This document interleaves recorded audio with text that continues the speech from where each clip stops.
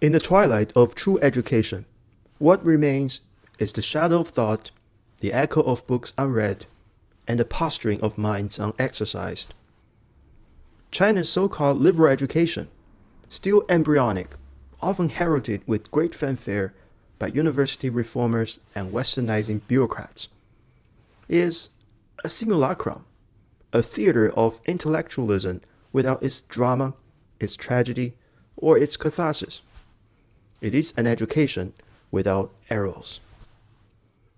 Decades ago, philosophers and education reformers diagnosed the decay of the Western university. In the American context, the rot had set in through relativism and therapeutic dogma.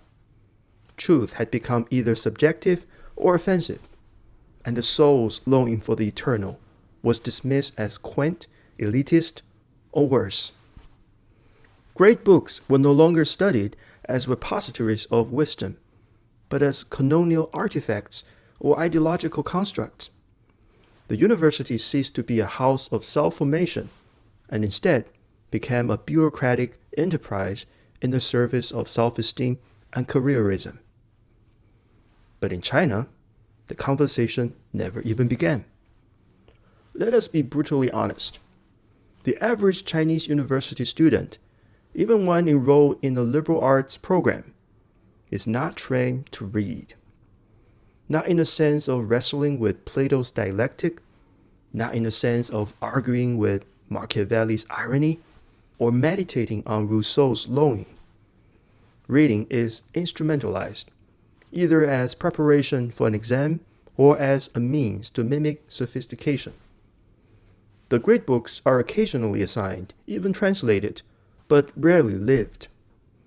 The Confucian canon, once the spine of Chinese intellectual life, is now curated like a museum exhibit. Important, perhaps, but inert. Western classics, when introduced, are too often neutered in translation and gutted by the absence of context. Nietzsche becomes motivational. Tocqueville becomes a case study. Aristotle is condensed into a PowerPoint. The student is encouraged to appreciate these texts in the same way as a shopper is encouraged to browse, quickly, selectively, and without consequence. Where American students were once disarmed by the seductions of comfort and moral neutrality, the Chinese case is more insidious.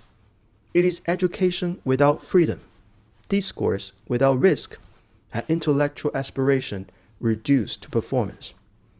The liberal arts in China wear the face of liberty, but speak in the voice of obedience. Here, liberal education has become a carefully monitored zoo where ideas are displayed in cages.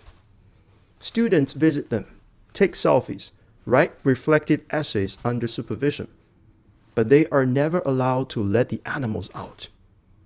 Socratic questioning, the ancient art of drawing the soul into conflict with itself, is stymied by the double pressures of political coercion and cultural passivity. This is not merely about censorship, though that plays its part. It is about deeper failure to believe that books can be dangerous in the right way. That a real education must unhouse the soul, expose its contradictions, and awaken it to the terrifying freedom of thinking for oneself. The most successful tyranny is not the one that burns books. It is the one that makes their reading irrelevant. The bureaucratization of intellectual, meritocratic in name, but mind-numbing in function, selects for docility, masked as excellence. Entrance exams reward memory, not insight. Professors are judged by publications, not pedagogy. Students are trained to be useful, a word that in China carries the unspoken twin meanings of economic value and political harmlessness. A liberal education that cannot question the foundations of utility is not liberal. It is ornamental. Worse still is the intellectual mimicry that passes for cosmopolitanism. Western ideas are adopted without digestion, paraded without understanding. A few terms from Foucault, a sprinkle of Habermas, and a reference to the other, all in the service of appearing global while remaining provincial in spirit. Chinese students are often taught to master the forms of Western discourse without internalizing its existential stakes. Reading Locke should unsettle your understanding of authority. Reading Marx should not merely equip you to pass an exam, but force you to ask what justice demands. Without this interior engagement, all learning is a mask.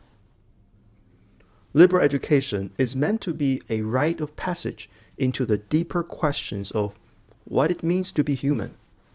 But China's system, even in its most reformist corners, is still shaped by the technocratic imperative.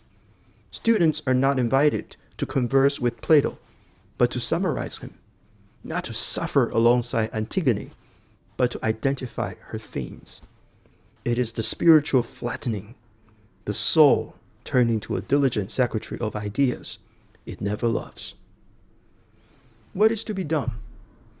It is not enough to import curricula from Harvard or UChicago and drape them in Confucian platitudes. The crisis is not one of content, but of soul. If there is hope, it lies in a few lonely classrooms, where a brave teacher dares to read aloud from Dostoevsky, or where students stay up late arguing about justice, not because they must, but because they must know. Hope lies where reading becomes a perilous joy, and where thinking is once again seen as dangerous. The Chinese mind is not closed. It is anxious, yearning, and buried under centuries of silence and decades more of noise. But if liberal education is to matter, it must do what the best of education has always done: open the soul to conversation with the dead, and in doing so, resurrect the living.